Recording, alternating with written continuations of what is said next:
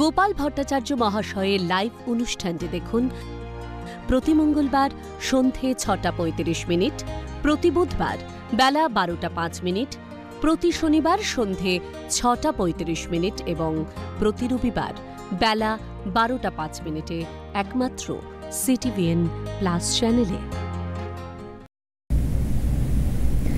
নমস্কার, শুভ সন্ধ্যা।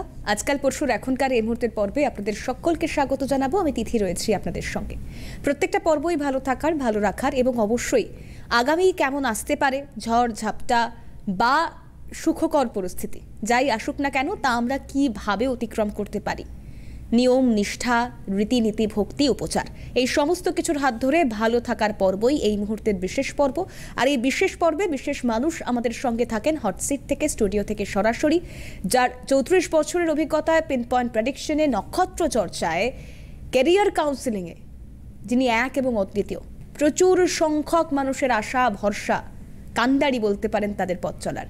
শ্রী গোপাল ভট্টাচার্য দাদা আমার সঙ্গে রয়েছেন। দাদাকে শুরুতেই স্বাগত জানাবো। আজকে মূলত 2025 সালে কোন কোন রাশির বিয়ের বাধা কাটবে, মানে কোন কোন রাশির সব থেকে ভালো চান্স রয়েছে বিয়ে হবার, এবং বিবাহিত জীবন নিয়ে যদি সমস্যা থাকে সেটা মেটার, সেটাকে নিয়ে আলোচনা করব। বেশ, আমি প্রথম থেকে শুরু করি। প্রথমে আসি মেষ। বছরের শুরুতে অর্থাৎ ফার্স্ট, এবার তো আগেই বলেছি 2025 সাল এটা মঙ্গলের সাল। মঙ্গল হচ্ছে যুদ্ধ বিগ্রহের সাল। যুদ্ধ বিগ্রহের সাল না, মানে মঙ্গল হচ্ছে যুদ্ধ বিগ্রহের গ্রহ। দেবতাদের সেনাপতি বলা হয় মঙ্গলকে, গ্রহদের সেনাপতি, দেবতাদের সেনাপতি কার্তিক, গ্রহদের সেনাপতি হচ্ছে মঙ্গল। তো সেই কারণে এই যে মঙ্গলের বছর 2 2 4 + 5 = 9 সংখ্যাতত্ত্ব মতে, এই মঙ্গলের বছরে যাদের ভাগ্য, যাদের ওই টোটাল ডেট অফ বার্থ, মনে করুন আপনার ডেট অফ বার্থ হচ্ছে 1 জানুয়ারি 2004, তো আপনার তাহলে টোটাল ডেট অফ বার্থটা যোগ করলে কত দাঁড়াচ্ছে? 1 আর 1 2, 2 4, 4 8। তো যাদের ডেট অফ বার্থ এরকম ডেট অফ বার্থ, যেটা এটাকে বলে ডেস্টিনি নাম্বার, আপনার জন্ম তারিখ, জন্ম মাস আর জন্মসাল যোগ করলে যে যোগফলটা টোটাল হয় সেটাকে বলে ডেস্টিনি নাম্বার। যদি 12 হয় সিঙ্গেল ডিজিটে করতে হবে, 1 + 2 = 3। যদি 22 হয় 2 + 2 = 4। মানে ডেট অফ বার্থটা যদি যোগ করে যদি 10-এর ওপরে যায়, যদি 11 হয়ে যায়, তাহলে সেটা করতে হবে 1 + 1 = 2। যাই হোক, যাদের ডেট অফ বার্থ এইভাবে যোগ করে 1 2 3 9 আসবে, তাদের এবছর কিন্তু বিয়ে হওয়ার কিন্তু যোগ কিন্তু ইন জেনারেল কিন্তু প্রবল ভালো। এই বছরটা তুলনামূলকভাবে তাদের ক্ষেত্রে কিন্তু বিয়ের ক্ষেত্রে প্রশস্ত বছর, বিয়ে হওয়ার ক্ষেত্রে প্রশস্ত বছর। তবুও বলি, যাদের এমনিতেই বর্তমান সময়ে রাহু মীন রাশিতে রয়েছে, শনি তো কুম্ভে রয়েছে, 29শে মার্চ শনি কুম্ভ রাশি থেকে চলে যাচ্ছে মীন রাশিতে, এবং রাহু 18ই মে মীন থেকে চলে আসছে কুম্ভে। যে শনি রাহু ক্রস করছে, একটা ঘর রাহু চলে যাচ্ছে এখন শনি যেখানে রয়েছে সেইখানে, আর শনি চলে যাচ্ছে এখন যেখানে রয়েছে সেইখানে। এবং কেতুও বর্তমান সময়ে রয়েছে কন্যা রাশিতে, কেতু 15ই মের পরে চলে আসবে কিন্তু সিংহ রাশিতে। আর বৃহস্পতি যে গ্রহটা বিয়ে থা দেয়, যে গ্রহটা ভালো চাকরি বাকরি দেয়, যে গ্রহটা জীবনে উন্নতি শেখায়, এই বৃহস্পতির সঙ্গে আমাদের জীবনে সব কিছু জড়িয়ে থাকে। আপনার ছেলে বা মেয়ের কবে ভালো চাকরি বাকরি হবে, আপনার ছেলে বা মেয়ের কবে ভালো বিয়ে হবে, কোন বছরে বিয়ে হবে, এইটা বৃহস্পতি থেকে মূলত দেখতে হয়। তো বৃহস্পতিটা 10th মে রাশি চেঞ্জ করছে, 15 মে রাশি চেঞ্জ করছে। তো সেই হিসাবে যাদের মেষ রাশি, তাদের কিন্তু 2025-এ যেহেতু শুরুতেই বৃহস্পতি দ্বিতীয় বসে রয়েছে, দ্বিতীয় থেকে পরিবারের বিচার করা হয়, দ্বিতীয় থেকে অর্থের বিচার করা হয়। মেষ রাশির জাতক বা জাতিকাদের 2025-এ খুব ভালো বিয়ের যোগাযোগ তৈরি হচ্ছে। এখন বেশিরভাগই দেখা যাবে যারা মেষ রাশির জাতক বা জাতিকারা, তাদের যারা বিবাহযোগ্য, এখন কিন্তু মুশকিল হচ্ছে কি, এখন দেখা যাচ্ছে যে সত্যি কথা হচ্ছে সঠিক পাত্রীর সংখ্যা কিন্তু কম। সেই জন্য অনেক ছেলেদের ক্ষেত্রে বিশেষ করে বিগত 5 বছরে যে অসুবিধাটা দেখছি, যে ছেলেদের ক্ষেত্রে বয়স বেড়ে যাচ্ছে, প্রায় 33, 34, 35 হয়ে যাচ্ছে, কিন্তু সঠিক মনের মতো কিন্তু পাত্রী পাচ্ছে না, যেই কারণে বিয়ে হচ্ছে না। তো বিয়েটাও কিন্তু ভাগ্যের ব্যাপার।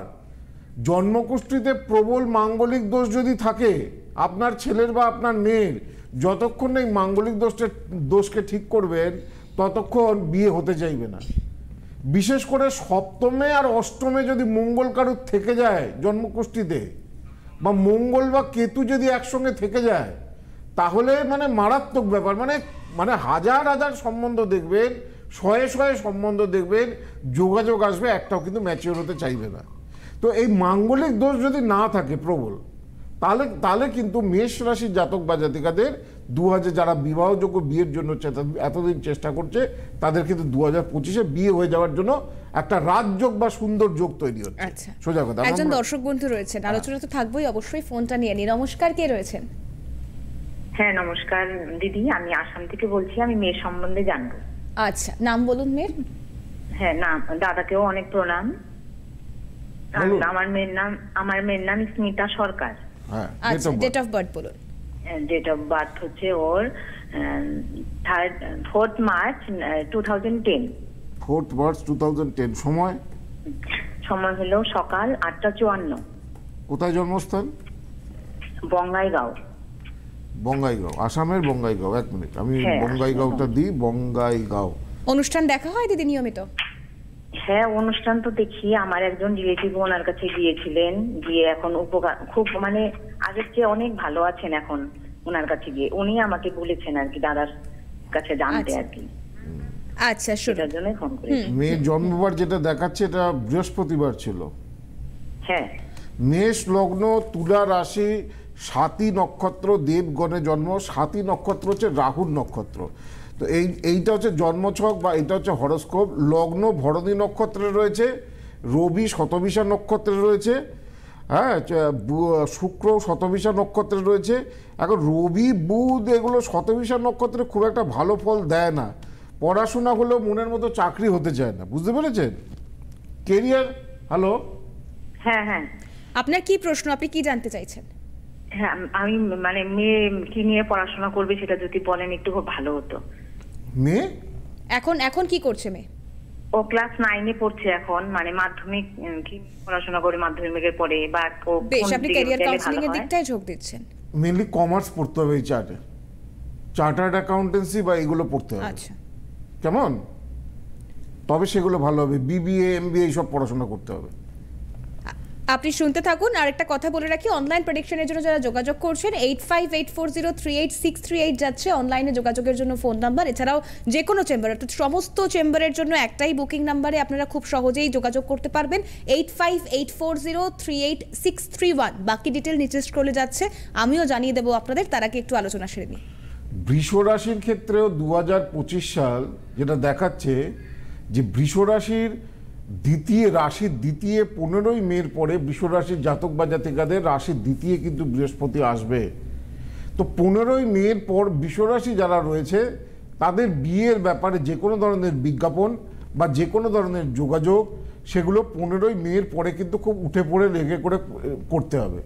কেন 15ই মে থেকে ডিসেম্বর যে সময়টা, এই সময় কিন্তু বৃষ রাশির জাতক বা জাতিকাদের যদি জন্মকুষ্ঠিতে মাঙ্গলিক দোষ না থাকে, যদি বিবাহস্থান যদি পীড়িত না থাকে, এবছর কিন্তু প্রচুর বৃষ রাশির জাতক বা জাতিকাদের কিন্তু বিয়ে হবে। বিয়ের ক্ষেত্রে বিয়ের জন্য 2025 সাল বৃষ রাশির জাতক বা জাতিকাদের আদর্শ। দেখুন, বিবাহিত জীবনে অশান্তি আর দ্বিতীয় পক্ষের প্রবেশ, কোনো রিলেশনে জড়িয়ে পড়া হাজব্যান্ড বা ওয়াইফের, এগুলো সবই বিচার করতে হয়। জন্মকুষ্ঠিতে শুক্র মঙ্গল রাহু যদি একসাথে থাকে তাহলে ম্যারিড লাইফ ভালো হতে চায় না। বিবাহিত জীবনে মামলা মোকদ্দমা, লিটিগেশন প্রবলেম, এগুলো চলে আসে। তো সুতরাং যাদের বৃষ রাশির জাতক বা জাতিকারা দীর্ঘদিন ধরে বিবাহ নিয়ে কোনো সমস্যা ফেস করছিলেন, তাদের জন্য 2025টা সুখবর। সেই সমস্যা থেকে মুক্ত হতে পারেন। সেই বৃষ রাশির জাতক বা জাতিকারা যারা রয়েছেন, যদি বিবাহ সংক্রান্ত ব্যাপারে কোনো মামলা বা মোকদ্দমা চলে, সেটা আপনার অনুকূলে আসতে পারে 2025 সালে। মিথুন রাশির ক্ষেত্রে 2025 সালটা কেমন যাবে? মিথুন রাশির ক্ষেত্রেও কিন্তু রাশির ওপরেই বৃহস্পতি বসে থাকবে এবং বিবাহ স্থানকে পূর্ণ দৃষ্টি দেবে। সুতরাং মিথুন রাশির জাতক বা জাতিকাদের 2025 সালে বিয়ের জন্য কিন্তু শুভ বছর। বিয়ের যোগাযোগের ব্যাপারে এখন থেকে আপনারা যোগাযোগ করতে পারেন। এখন এই ডিসেম্বর মাসেই, জানুয়ারি মাসেই বিজ্ঞাপন দিতে পারেন। মিথুন রাশির জাতক বা জাতিকাদেরও 2025 বিবাহ ভালো যোগ তৈরি হচ্ছে। কর্কট রাশির ক্ষেত্রে কিন্তু 2025 সাল বিয়ের ব্যাপারে অন্তত প্রশস্ত নয়। যদিও কর্কট রাশির ক্ষেত্রে 2025 সালে যাদের কর্কট রাশি তারা জানবেন যে আপনাদের এতদিন ঢাইয়া চলছিল। রাশির জন্মরাশির চতুর্থ এবং জন্মরাশির অষ্টমে যখন শনি থাকে তখন ঢাইয়া চলে। তো কর্কট রাশির এতদিন ঢাইয়া চলছিল। 29শে মার্চ 2025 কর্কট রাশির ঢাইয়া কিন্তু শেষ হয়ে যাচ্ছে। শনির ঢাইয়া শেষ হয়ে গেলে কর্কট রাশির জাতক বা জাতিকারা তারপরে কিন্তু ঢাইয়া যেই শেষ হয় তারপরে কিন্তু অটোমেটিক্যালি একটা সুন্দর রেজাল্ট কিন্তু নিয়ে আসে। যে কাজগুলো হচ্ছিল না, যে কাজগুলোতে বাধা আসছিল, যে কাজগুলোতে সমস্যা হচ্ছিল, বহুদিন ধরে তো ইচ্ছা একটা বাড়ি করবেন বা গাড়ি করবেন, এই ঢাইয়াটা কাটলে কিন্তু আপনাদের মনের ইচ্ছা কিন্তু পূর্ণ হবে। কিন্তু কর্কট রাশির যেহেতু অষ্টম স্থানে শনি এবং মানে 29শে মার্চ পর্যন্ত এবং নবম স্থানে শনি থাকবে সারা বছরই, কর্কট রাশির জাতক বা জাতিকাদের বিয়ের ক্ষেত্রে কিন্তু একটু সমস্যা দেখা দিতে পারে। বিয়ের কথাবার্তা ফাইনাল হয়েও শেষ মুহূর্তে গিয়ে কোনো পণ্ড বা সমস্যা দেখা দিতে পারে। সিংহ রাশির জাতক বা জাতিকাদের 2025 সাল কেমন যাবে বিয়ের ক্ষেত্রে? আমি আজকে বিয়ের ক্ষেত্রে বলছি, বিবাহিত জীবন বা বিয়ের ক্ষেত্রে বলছি। সিংহ রাশির ক্ষেত্রে এবছর কিন্তু সিংহ রাশিরও কিন্তু ভালো দেখা যাচ্ছে না। আচ্ছা, হ্যাঁ, সিংহ রাশির জাতক বা জাতিকারও এবছর দেখা যাচ্ছে যে হয়তো অনেকের বিয়ে হবে, দশান্তর্দশা প্রত্যন্তদশা পড়লে অনেকের বিয়ে হয়ে যায়, কিন্তু ওভারঅল যদি রাশিটাকে পর্যালোচনা করা যায় সিংহ রাশির ক্ষেত্রে 2025 সাল কিন্তু বিয়ের ক্ষেত্রে কিন্তু বাধা আনবে। খুব সহজে কিন্তু পাত্র বা পাত্রী কিন্তু পছন্দ হতে চাইবে না। এমনিতেই সিংহ রাশির 29শে মার্চ 2025 থেকে 2.5 বছরের শনির ঢাইয়া কিন্তু শুরু হচ্ছে। সুতরাং সিংহ রাশির 2025 সাল খুব কেয়ারফুল হতে হবে। 2.5 বছরের শনির ঢাইয়াতে অ্যাক্সিডেন্ট, দুর্ঘটনা, চাকরি বাকরি চলে যাওয়া, গুরুজনানি, দাম্পত্য জীবনের সমস্যা, সমস্ত ধরনের প্রবলেম নিয়ে আসে। সেই জন্য সিংহ রাশির ঢাইয়া 29শে মার্চ থেকে, অর্থাৎ 29শে মার্চে যেই শনি মীন রাশিতে চলে যাবে, 2.5 বছরের জন্য সিংহ রাশির জাতক বা জাতিকাদের শনির ঢাইয়া কিন্তু শুরু হয়ে যাবে। তার শনির ঢাইয়া বা শনির সাড়ে শুরু হওয়ার আগে তার যথাযথ প্রিকশন, তার যথাযথ প্রতিকার কিন্তু করতে হয়। বিশেষ করে 6 মাস আগে, অন্তত 6 মাস না হোক 3 মাস আগে এগুলোর যথাযথ প্রতিকার প্রতিবিধান করলে এর নেগেটিভ ফল কিন্তু সেই অর্থে কিন্তু লাভ হয় না। কন্যা রাশির ক্ষেত্রে কেমন যাবে? কন্যা রাশির ভালো। কন্যার একাদশে 10th মের পরে, 15th মের পরে কন্যা রাশির একাদশে অর্থাৎ মিথুন রাশিতে বৃহস্পতি ট্রানজিট করবে। একাদশ হচ্ছে সফলতার ভাব, একাদশ হচ্ছে আয় উন্নতির ভাব। একাদশে যখন কোনো ভালো গ্রহ থাকে সেই সময় প্রচুর টাকা পয়সা রোজগার দেয়। সেই সময় দেখবেন যারা ব্যবসা করেন, যাদের একাদশে যখন তাদের রাশির বৃহস্পতি আসে, যেমন এই যে কন্যা রাশির একাদশে বৃহস্পতি আসছে, একাদশে বৃহস্পতি মানে হচ্ছে ভালো উপার্জন দেওয়া, ভালো রোজগার দেওয়া, চাকরি বাকরি ক্ষেত্রে সফলতা। একাদশ স্থান আবার বিয়ের ক্ষেত্রেও সফলতা দেয়। সুতরাং একাদশে বৃহস্পতি কন্যা রাশির ক্ষেত্রে খুব ভালো হচ্ছে, বিয়ের ক্ষেত্রে বিশেষ করে। এই কন্যা রাশির জাতক বা জাতিকাদের এই যে 15th মের পরে যখন বৃহস্পতি গোচর করবে মিথুন রাশিতে, কন্যা রাশির জাতক বা জাতিকাদের যাদের বিয়েতে বাধা ছিল, বৈবাহিক জীবন নিয়ে সমস্যা ছিল, সেগুলো মিটতে পারে। তুলা রাশির ক্ষেত্রে কি হবে? তুলা রাশির ক্ষেত্রে কিন্তু 2025 সালটা কিন্তু একটু গড়বড়ে বছর। কিছু দিকে ভালো, কিছু দিকে মন্দ, অর্থাৎ মিশ্র বছর যাবে তুলা রাশির জাতক বা জাতিকাদের। তুলা রাশির নবমে বৃহস্পতি, তো তুলা রাশির দশমে বৃহস্পতি আসছে। তুলা রাশির যেহেতু তুলা রাশির নবমে বৃহস্পতি আসছে, কন্যা রাশির দশমে বৃহস্পতি আসছে। তুলা রাশির যেহেতু নবমে বৃহস্পতি আসছে, সুতরাং তুলা রাশির বছরের প্রথম ভাগটা, অর্থাৎ এই কি বলে জুন পর্যন্ত যে সময়টা, সেটা বিবাহের ক্ষেত্রে খুব একটা প্রশস্ত নয়। বিয়ের ব্যাপারে যা কিছু যোগাযোগ বা বিজ্ঞাপন জুন মাসের পরে যদি দেওয়া যায় সেটা শুভ হবে। অর্থাৎ তুলা রাশির প্রথম পার্টটা বিয়ের জন্য ভালো নয়, প্রথম 6 মাস, তারপরের 6 মাস কিন্তু বিয়ের ব্যাপারে কিন্তু ভালো যোগাযোগ বা শুভ যোগাযোগ হতে পারে। বৃশ্চিক রাশির অষ্টম স্থানে বৃহস্পতি, বৃশ্চিকের অষ্টমে বৃহস্পতিটা ভালো হচ্ছে না। যদি এবছর বৃশ্চিক কোন রাশির জাতক বা জাতিকাদের শনির ঢাইয়াও চলছে, যাদের বৃশ্চিক রাশি তাদের 29শে মার্চ 2025 সালে শনির ঢাইয়াটা শেষ হচ্ছে। তো বৃশ্চিক রাশির জাতক বা জাতিকাদের এবছর কিন্তু রাশির অষ্টম স্থানে কিন্তু বৃহস্পতি গোচরে থাকবে। সুতরাং ভেরি কেয়ারফুল। হাজার হাজার টাকা তো লক্ষ লক্ষ টাকা তো খরচা করে আপনারা বিয়ে দেন, কিন্তু বিয়ের আগে একবার জোটকটা বিচার করে নেওয়া উচিত। বিশেষ করে যাদের জন্মকুষ্ঠিতে মাঙ্গলিক দোষ রয়েছে তাদের তো অবশ্যই জোটক বিচার করা উচিত। তো সেই জন্য বৃশ্চিক রাশির ক্ষেত্রে অষ্টমে বৃহস্পতি ভালো ফল দেয় না।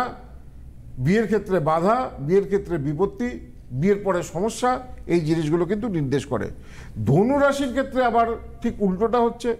ধনু রাশির একদম বিয়ের বিবাহ ভাব অর্থাৎ রাশির একদম সপ্তমে বৃহস্পতি এসে হাজির হচ্ছে। তো সেই কারণে ধনু রাশির জাতক বা জাতিকাদের 2025 সাল বিয়ের জন্য অত্যন্ত প্রশস্ত বছর, অত্যন্ত সুবর্ণ বছর। ভালো বিয়ের যোগাযোগ আসবে, বিয়ের বাধা কাটবে এবং বৈবাহিক জীবনে যদি সমস্যা থাকে সেটা কিন্তু দূর হবে। মকর রাশির শনির 7.5 একদম লাস্ট পর্যায়ে চলছে। তবে একটা কথা মনে রাখতে হবে, ধনু রাশির কিন্তু শনির ঢাইয়াটা শুরু হচ্ছে আবার 29শে মার্চ থেকে। শনি বিয়ের ক্ষেত্রে তো ভালো হচ্ছে, কিন্তু ধনু রাশির কিন্তু আর্থিক এবং কর্মক্ষেত্র কিন্তু 29শে মার্চের পরে কিন্তু ভোগাবে। অনেকের ভালো চাকরি চলেও যেতে পারে ধনু রাশির জাতক বা জাতিকাদের। মেন্টাল টেনশন, মানসিক চিন্তা বা দুশ্চিন্তাগুলো বাড়াবে ধনু রাশির 29শে মার্চের পর থেকে। তো সেই দিকে শনির ঢাইয়াটার জন্য ধনুরাশির জাতক বা জাতিকাদের ভীষণ কেয়ারফুল হতে হবে এবং অন্তত ঢাইয়া শুরুর আগে তার যথাযথ কিন্তু উপায় বা উপচারগুলো কিন্তু করতে হবে। ধনুর পরে হচ্ছে মকর। মকরের কিন্তু কি বলে মকর রাশির দেখা যাচ্ছে গোচরের দ্বিতীয় স্থানে রাহু, তৃতীয় শনি, মানে 29শে মার্চের পরে অবশ্যই বলবো, মের পরে দ্বিতীয় রাহু, 15 মের পরে দ্বিতীয় রাহু, তৃতীয় শনি, ষষ্ঠে বৃহস্পতি এবং অষ্টমে কেতু থাকছে। তো এগুলো প্রত্যেকটা বিয়ের ক্ষেত্রে নেগেটিভ হাউসে সব গ্রহগুলো রয়েছে। সেজন্য মকরের ক্ষেত্রেও কিন্তু 2025 সাল প্রথম দিকটা কি বলে বিয়ের জন্য ঠিক আছে। 29শে মার্চ যদি বিয়ের ব্যাপারে যোগাযোগ করতে চান, বিজ্ঞাপন দিতে চান, যা করবেন বিফোর 29 মার্চের পরে করুন। তারপরে কিন্তু মকরের বিয়ের ক্ষেত্রে কিন্তু সময়টা খুব একটা কিন্তু ভালো দেখাচ্ছে না। আচ্ছা, একজন দর্শক বন্ধু রয়েছেন, কথা বলবো, ফোন করেছেন। নমস্কার, কে রয়েছেন? হ্যালো, আমি সোনারপুর থেকে বলছি, শিল্পী পটনায়ক। বলুন। হ্যাঁ, আমি দাদার সঙ্গে একটু কথা বলবো। আমার পরিচিত এক দিদি গেছিলেন, উনি মানে ওনার কাছে গিয়ে খুব উপকার পেয়েছেন। আচ্ছা, আপনি আজকে কার সম্পর্কে জানবেন? আমার ছেলের সম্বন্ধে। ছেলের নামটা বলুন আগে। আমার ছেলের নাম হচ্ছে সাগনিক পটনায়ক। আচ্ছা, date of birth? Date of birth হচ্ছে 1995, সকাল 6:15। না 1995 ডেটটা বলুন। হ্যাঁ, 1995 সকাল ডেটটা তো 1995, এটাই তো ডেট। না আমি বলছি, আপনি তো সালটা বলছেন 1995 বললেন তো? হ্যাঁ, 4th ডিসেম্বর। হ্যাঁ, এক্স্যাক্টলি তারিখটা বলতে হবে। হ্যাঁ, 4th ডিসেম্বর। হ্যাঁ, সময় সকাল 6:15। কোথায় জন্মস্থান? কলকাতা। কলকাতাতে জন্ম। কলকাতায় জন্ম। আচ্ছা, বেশ। এটা যেটা দেখাচ্ছে আপনার ছেলের জন্মবার, যেটা দেখাচ্ছে এটা সোমবার ছিল তো? হ্যাঁ, সোমবার। আপনার ছেলের বৃশ্চিক লগ্ন, মেষ রাশি, অশ্বিনী নক্ষত্র, দেবগণে জন্ম। কেমন? এর কিন্তু জন্ম রাশি মেষ। আমি বারবার বলছি, মেষ রাশির জাতক বা জাতিকাদের 29শে মার্চের পর থেকে যাদের এই মেষ রাশি তাদের শনির 7.5 শুরু হবে এবং এই 7.5টা 7.5 বছর চলবে। তো 7.5 আপনার ছেলের জন্মকুষ্ঠিতে শনি তো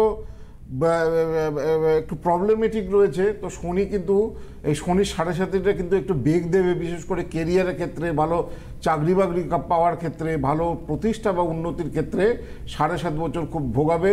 এই 7.5 বছরের মধ্যে অ্যাক্সিডেন্ট, দুর্ঘটনার যোগ তৈরি হবে, শরীর নিয়েও কিন্তু ভুগবে। এমনি জন্মকুষ্ঠিটা যেটা দেখতে পাচ্ছি যে পড়াশোনার জায়গা লগ্নে রবি বুধ বৃহস্পতি, তার মানে পড়াশোনা ভালো, উচ্চশিক্ষা দেবে, হায়ার এডুকেশন দেবে, কিন্তু এর যেটা মেন সমস্যা হবে পার্মানেন্ট জব পেতে, স্থায়ী চাকরি পেতে। বুঝতে পেরেছেন? পূর্ণাঙ্গ কাল। আপনার কাছে যেতে গেলে আমি কিভাবে, মানে গড়িয়াহাটে আপনি কখন আপনি বসেন? কোথায় থাকেন? আমি সোনারপুরে থাকি। গড়িয়াহাট। আমার কলকাতার একমাত্র চেম্বার হচ্ছে গড়িয়াহাট। 9007935831 এই নম্বরে যোগাযোগ করুন। আর আপনি যদি মনে করেন একান্তই গড়িয়াহাটে এসে যোগাযোগ করতে পারছেন, অবশ্যই গড়িয়াহাটে এসে যোগাযোগ করতেই আমরা বলবো। আর তার পাশাপাশি যদি না হয় তাহলে অনলাইনেও আপনি যোগাযোগ করে নিতে পারেন। 8584038638 যাচ্ছে অনলাইনের জন্য যোগাযোগের নাম্বার। কুম্ভের ক্ষেত্রে 2025 সালটা যদিও কুম্ভ রাশির 7.5 মেন স্টেজটা কাটছে, শেষ পর্যায়টা কুম্ভ রাশির চলবে, তো কুম্ভ রাশিরও মোটামুটি একটু বাধা হলেও 2025 সালে কিন্তু বিয়ের ভালো কিন্তু যোগ তৈরি হবে। হ্যাঁ, কিন্তু মীন রাশির ক্ষেত্রে 2025 সালে বিয়ের জায়গাটা, বিয়ের যোগটার ক্ষেত্রে একটু ডিস্টার্ব আছে। যদি যারা মীন রাশি, এমন তো নয় যে মীন রাশি 2025 একেবারে বিয়েই হবে না, প্রত্যেকটা রাশিরই হতে পারে যদি জোরালো দশা অন্তর্দশা প্রত্যন্তর্দশা চলে। কিন্তু আমি যেগুলো বলছি সেটা হচ্ছে রাশি সাপেক্ষে ওভারঅল স্ট্রেংথ কার। মীনের ক্ষেত্রে কিন্তু দেখা যাচ্ছে একটু সমস্যার আছে, বিয়ে কথাবার্তা ফাইনালেও ভেঙে যেতে পারে, বিয়ের শেষ মুহূর্তে কোনো ধরনের ডিস্টার্ব আসতে পারে।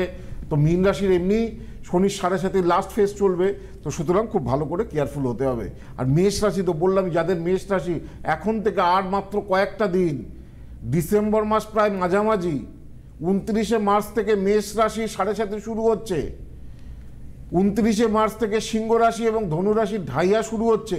খুব কেয়ারফুল হতে হবে, ভালো করে চার্ট দেখাতে হবে, জন্মছক দেখাতে হবে, নালে চাকরি পাওয়া যাবে না, বিয়ে হতে চাইবে না 29শে মার্চের পর থেকে। কুম্ভেরও মিনেরও সমস্যা চলবে, কেন কুম্ভ এবং মিনেরও 7.5 চলবে। সুতরাং জন্মছক দেখিয়ে টোটাল একটা গাইডলাইন করে এগোতে হবে।